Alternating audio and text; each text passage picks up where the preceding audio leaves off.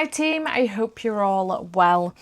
Today we are going to be unboxing my next box of stories, which is June's box, but we're also going to be combining this with a little bit of a reading vlog as well.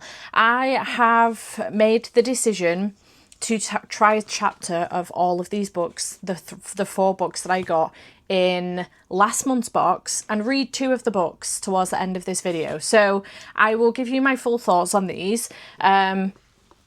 On the first chapters, and then full thoughts on the 2 that I do decide to read. But before we do that, I thought we could unbox this month's box. I don't know if I'm getting the Sci-Fi box again or if I'm getting a mix or something this time. They did ask me if I had a preference. I didn't. I just kind of left it open for them to do with as they pleased. So let's get into it and find out what it is that we have got in here this month. I am very excited. This is my last month getting this as well. I do think that I'm going to sign up, actually. They have a horror box and it sounds fantastic. And I'm really looking forward to it. Okay, so inside we do have this padded envelope. I'm not sure what's in here. Oh, it's some prints. Oh my God, look at how pretty they are. They are stunning. Very summery as well. My God, gorgeous. Obsessed with those. Amazeballs. I also have just a little thank you card as well, which I appreciate. So thank you to them for that. And a different bookmark this time, which is very cute. Love that for me. Okay, so we have what could be a mix of books here. Let's have a look at these. So we've got these Deathless Shores by P.H. Lowe. I'm wondering if this is like a Peter Pan retelling. Is this Tink? Jordan dreams of the days when she was a lost boy, flying high with Peter Pan and imbued with the power of dust. Yeah, Peter Pan retelling. I don't usually get on with these, so this should be interesting. Now she's 22 and barely hanging on. After being exiled from the island by Peter for her gender, John turned to a toxic drug to self-medicate with her withdrawal symptoms from dust. But the drug has stopped working and its final effects are fatal. With nothing left to lose, she returns to the fated island of her childhood, determined to seek out the magic that will keep her alive. But as she faces the boy who stripped her of the story that kept her afloat, Jordan finds that her thirst for revenge is much stronger than she anticipated. Okay, so this is a queer adult fantasy, which is very fascinating. It does look like I may have a mix this time, I think. So that's interesting. That is book 1. And then this one I have seen before. I don't know where I've seen it before, but I've definitely seen it before. In a Garden Burning Gold by Rory Power. I've definitely heard of this author before as well. This one says, Rhea and her twin brother Lexus have spent an eternity using cunning and magic to help rule their small, unstable country. Rhea controls the seasons to show favour to their most loyal stewards with bountiful harvests and short winters, while Lexus keeps the tides strong and impassable to maintain the country's borders.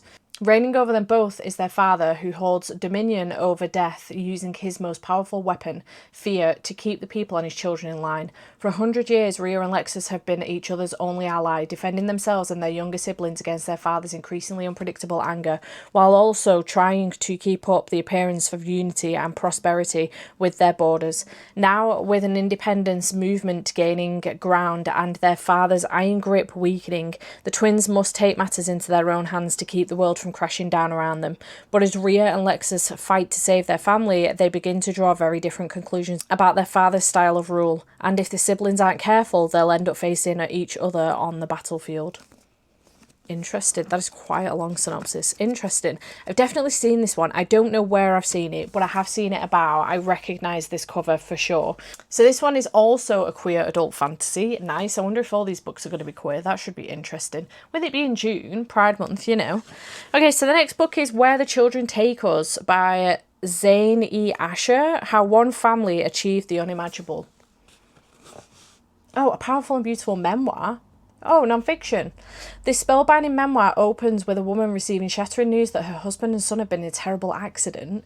In that incident, she becomes a widowed immigrant left to raise 4 children in a London neighbourhood beset by poverty and crime. Her struggle awakens an inner strength which, coupled with the ritual of radical mothering from her village, leads to the family's salvation.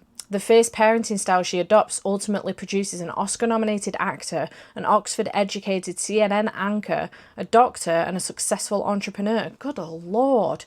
Where the Children Takes Us is the story of a woman who battles genocide, famine, poverty, and crushing grief to rise from war-torn Africa to the streets of South London and eventually the drawing rooms of Buckingham Palace. It paints an unforgettable portrait of strength, tenacity, and love, and is a testimony to the sacrifices Nigerian parents make to raise successful children. Oh my God, incredible. That sounds amazing. How fascinating. How heartbreaking that she loses her husband and son, though. Fascinating. That sounds really interesting. So that's a memoir. This is definitely a mixed bag box for sure. Okay, and then the last one we have Burrowed by Mary Bader Cayley. This looks interesting. This is a taller paperback as well. It's from Angry Robot, but it's a taller paperback. It's also floppy too. Nice. A world split in two, one person holds the key to reuniting it. In the distant future, a genetic plague has separated humanity in two. Subterraneans who live in the underground burrows to protect their health, and strong surface-dwelling omnitarians. It's a really long word. Zuzan Kayan, a brilliant subter girl with light blindness, is about to leave the safety of her burrow and earn a living. With her low life expectancy, however, her options are slim. That is until she is offered the chance of a lifetime to study the population's broken genetic code, fix the divide and reunite the world once again. But when a new virus turns fatal for the Omnits, Zuzan must find a cure or humanity won't simply remain separate, it will become extinct. With enemies on all sides, Zuzan must hold on to the light at the end of the tunnel or risk the world falling into darkness. This sounds interesting. I've literally never heard of this book before or seen this cover. Okay, so this is a sci-fi dystopia. So I've gotten 2 adult fantasies, a memoir, and a sci-fi dystopia. That is quite the mixed bag, but I'm living for it. These sound great. I'm not 100% certain on this because I haven't yet met a Peter Pan retelling that I've loved or enjoyed, quite frankly. But they sound really interesting, and I'm very much so looking forward to giving them a go. So what a great mixed bag.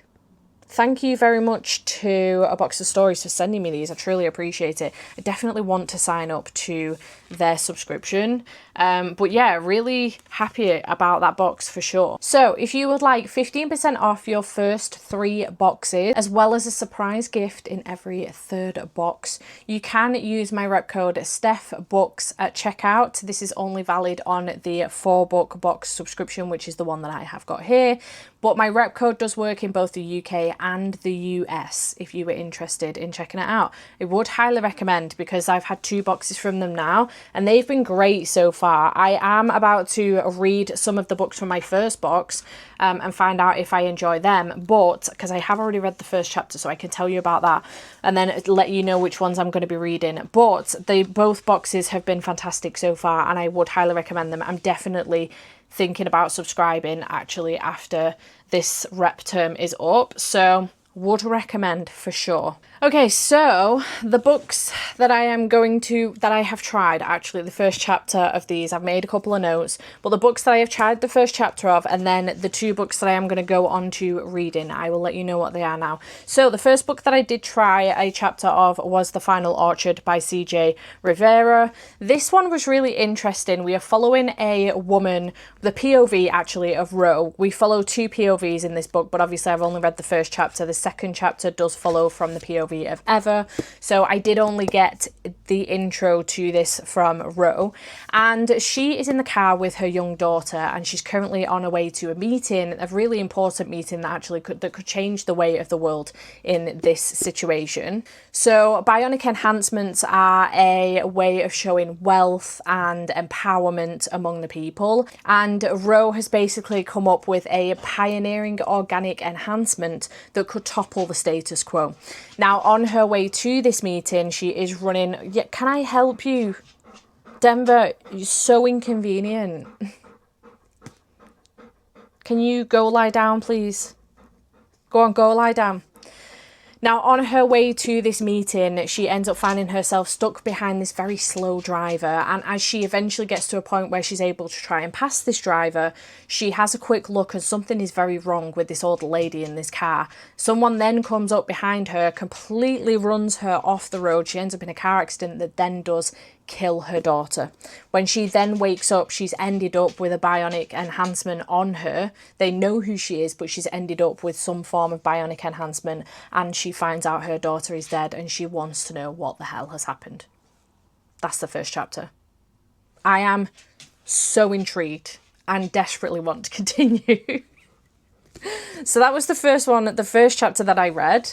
I then moved on to The Offset by Calder Shvezak. I don't know if I'm saying that correctly or not. I do apologise. Okay, the first chapter of this one didn't really give me anything. I've got nothing to go on. I don't know what's happening. We get straight into following from the POV of Mary, who is our FMC. She is not far off turning 18. Now, when people turn 18, when people have children and then that child turns 18, the child has to make a decision which of their parents they're going to have killed. In this world, this is essentially what's happening in this world. The idea is to discourage procreation. I think the world is completely overrun, and the idea is to discourage procreation. So we're at a position now where Mary is not far off her 18th birthday, and she's going to have to make a decision which of her two mums she's going to have to have killed, essentially.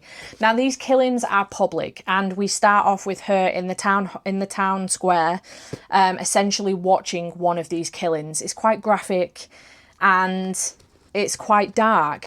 Once she's watched this execution, she then goes running off, finds herself down this like ginnel of sorts, if you like, and comes across this rat. Now, I don't know what significance, to be honest, this rat has got, but this rat has like a human ear attached to its back, and it gave me the ick. I don't know if there's going to be some form of animal cruelty in this book, and I just don't think I'm here for that. I don't like books with animal cruelty in them. I really struggle to read them. So I don't know how it's going to carry on with that going forward. The book isn't particularly long, but I don't know how it's going to carry on with that going forward. But I'm just not necessarily here for the animal cruelty, I don't think. So I did feel like I wasn't given too much really with this one. It wasn't even that it didn't give me too much that I want to carry on reading it to find out more. I'm actually a little bit put off with the rat with a human ear on its back. It made me feel really sick. So I'm not overly excited about reading this one. So right now, this is the order we're going in. Then I did move on to Jungle House and read the first chapter of this one. So this one, we're following Lena, and she lives in a jungle in the house. No, she lives in a house in the jungle, struggles, with Mother. And her and Mother have recently had an argument, and they haven't been talking for a little while. She went running off, and she went to live in she went to stay in one of the side houses, I think, within the jungle. And she's pottering about, she's trying to take care of the plants and things like that. And then she calls Mother to have a conversation. But Mother's in a foul mood and is having none of it, and she's been like this for the last 6 months since the satellites went offline, and she's not been able to contact other houses or other people, I think. Lena explains to us that the Morals family used to come and visit, but they don't anymore. They go to Mountain House or the City House, so they've got other houses, but Mother seems to be slagging these other houses off. Now, I haven't been able to figure out, I don't think Mother is a person. I don't know if Mother is like some sort of AI thing that helps keep the house going and just keeps Lena company in that way, but she calls her Mother. I don't know how this is working, because she's slagging the houses off like those houses are actually people. And it was a little bit bizarre. It does make me intrigued on that basis to want to continue on with this one, but it was a physical read. There's no audio book for it, and I feel like this is going to go into sci-fi AI maybe elements quite a lot, and I just didn't quite have the concentration to want to do that right now. I feel like I need to have more time to be able to get through this one, and I don't quite have that time right now. So it's not one that I want to rush through, essentially. I want to give it the time that I can dedicate to it. Again, it's not too long of one, but I think it's going to be quite heavy on maybe the artificial intelligence, maybe. I'm not 100% certain. So I am intrigued to get to this one, but not right now, if that makes sense. So in our lineup, this is where we're at. So I'll definitely be doing the final orchard for sure.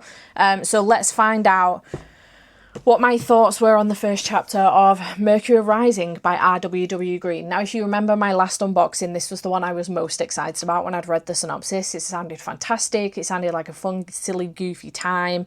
That's what it sounded like. So I was really intrigued by this one. The first chapter isn't actually officially the first chapter of this one. This is part 1, Mercury Rising, back in 1961, and then when we get to the first chapter, it's part 2, Bad Blood, in 1975. So we're then 14 years on from what happens in part 1, which is the first chapter that I actually read. So this is what happens to Jet Carson, who is mentioned on the back, and Eagle 7, who have sacrificed their lives to stop an alien invasion. And this is what happens in that chapter. And I found it really intriguing, and I wanted to know what happened next and find out how we then moved forward and got into Brooklyn and how he comes into play with this. So I did want to move on with this one. I was very intrigued. The first part was like 25 pages long, and it really got into it. It really got into explaining exactly what happened to Jet Carson and Eagle, what was it called? Eagle 7, and what happened with them. So I wanted to know how this was impacting the world, what actually came of it, and how Brooklyn now is involved with like getting to the point that he is. Because in the synopsis it goes on about the fact that Brooklyn has to make a decision whether or not to go to jail because he's been stitched up for a murder, or whether to join the Earth orbital forces. And you know, I wanted to know what was going to happen next, so I was very intrigued by this one. So I did make the decision to therefore go with the final orchard and also Mercury Rising. So let's get on with reading these 2 books and finding out what happens next. I was going to do all 4, but I just haven't got the time to do all 4. My apologies. And this much sci-fi back to back I would really struggle with as well. I would need to break it up. So we're just going to do these 2 for the time being, and I will let you know my full thoughts on them. I thought it might be fun to do the unboxing, but then also read just a couple of the books that came in the first box as well, and you can find out my full thoughts on them, on getting books that I haven't picked. And I probably would never pick these if I went book shopping and was just wandering around willy-nilly. I probably wouldn't even stop and look at them. Maybe this because of the cover, but that's it. I probably wouldn't then pick it up and give it a read. So it's interesting to, I think, to get my thoughts on these books and see what I think about them. So let's go ahead and do that, and I will give you my full thoughts on these books next. Let you know what I thought of them. Okay, hello. I am here to let you know that I've just finished The Final Orchard by C.J. Rivera. I liked this. I ended up giving it 3.5 stars. I thought the story and the plot was very interesting. I thought that the world building was done well, and I really enjoyed where this went. This book is done really, really well. We're obviously following the doctor, who very early on in the book ends up losing her daughter in a car accident, and she's trying to figure out what is going on with that. She is on the cusp of changing the way the world works at the moment, which is via augmentation and also bionic enhancements. She's on the cusp of changing how that works. However, someone clearly higher up does not like that situation. And then we've also got Eva, who's 16 years old, and she is primed to rise through the ranks in a bleak underground colony. So we've got these 2 different separate stories that end up coming together towards the end, and I actually did predict how this was going to end. Not the complete ending, but the big reveal at the end. I actually did predict it before it happened, but it didn't lessen my enjoyment of the book. I really liked the writing style. I think I would definitely pick something up from this author again in the future, and I thought that it was really well done. I thought it was very interesting. I thought there were a lot of discussions about bionic enhancements and augmentation in here, and the way that the world could end up going if we get to a point where we start doing things like that. I thought it was really interesting how it can spiral out of control and become something a lot bigger than it originally was. So yeah, I really enjoyed it. Liked the writing style, really enjoyed the world building. I was interested in the characters. I was definitely a lot more interested in the Doctor than I was in Eva to begin with, but as we got further into the book, I did get more into Eva's story. and I really enjoyed it. I had a good time. So this was a great shout from Box of Stories for sure. I really enjoyed it, and I'm glad that I've decided to do this, reading the books that came in last month's box, because these are the sorts of books that, because I don't reach for sci-fi very often, I do enjoy it generally when I pick it up, but because I don't reach for it very often, they're the sort of books that go on my shelves and just sit there for a really long time. So I'm glad that I've made the decision to do this. I'm having a very good time. Okay, I am here to give you my review on Mercury Rising and wrap this vlog up. So this has obviously been a very quick vlog, and I have literally just read the books and then come to give you a quick review on them. I didn't want this to end up being a really long video. The intention obviously is to let you know about Box of Stories and show you what I got in my second box, but I did think that by adding just a couple of reviews of some of the books that I got in my last box, that it might make it a little bit more fun, you know? So I hope that's okay, and I hope you appreciate it. Now, Mercury Rising by R.W.W. Green. I have just finished this one, and I'm going to give this one 3 stars. I think what's happened with this is that I have literally mentioned in the previous clip just now that I don't tend to pick up a lot of sci-fi. A lot of sci-fi, when I buy it, it goes on my shelves to essentially die because I very rarely pick it up. I do have a couple of favourites, like, don't get me wrong, I do have quite a few favourites in sci-fi. The Illuminated Files, The Martian are some of my favourite books ever. I really enjoyed Project Hail Mary as well. So, you know, I do enjoy sci-fi, but it can be a mixed bag for me. It can be hit or miss. So I think what's happened in this situation here is that I've, in the space of about 2.5, 3 weeks, I've read The Final Orchard. I've then read Vanguard Strike, which I absolutely loved. I thought it was fantastic. And then I've been reading Mercury Rising as well. And I put this down for a few days and then came back to it. But I put this, did I start this before Vanguard Strike? Or after? I can't remember, but regardless, the narrator for Vanguard Strike and Mercury Rising was the same guy. So, and I started this after, I remember now, because I remember thinking to myself, oh God, I'm going to get myself confused now, because I've just finished Mercury Rising, and it's the exact same narrator. He sounds the exact same. No, I've just finished Vanguard Strike, and it's the same narrator. So I did find myself getting a little bit confused with that, and finding myself thinking about Vanguard Strike again while listening to this, which is a little bit of a shame, and I think has impacted my reading a little bit. And then on that basis, because I was reading like 3 sci-fis, not quite back to back, but in very close succession of each other, and I'd never ever do this. I read romance in quick succession. I can read romance, romance, romance, romance, romance. Same with romantasy, same with thrillers, same with horrors. Sci-fi, absolutely not. I get so confused, and I think that's what's happened here. So I found myself zoning out, and I think I am worried that I've missed vital parts in this. So I have given it a 3 star. There is a second book in the series. This does leave on quite the cliffhanger, and I think I'm intrigued enough to potentially pick that second book up. I'm going to give it some time and see whether or not I am.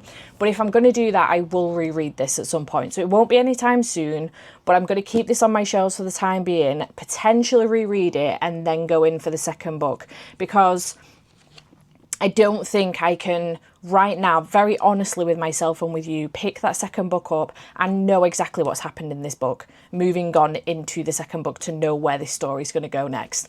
So unfortunately, that is the case. It is a shame. I did, however, like Brooklyn. I really enjoyed his character, and I think one of my favourite characters was Andy. She didn't come in until like the second half of the book, towards the end, but I really enjoyed her as a character. I thought she was really great as a character, and I just found it really kind of interesting. I think there were some I know there was quite a lot of time jumps in this, but I think that there is an important time jump that I may have zoned out on that is very vital to the story. So on that basis, I've given it 3 stars because I did enjoy the world building and everything. I enjoyed the writing style. The narrator did a really good job. It's just that I just listened to him read me Vanguard Strike.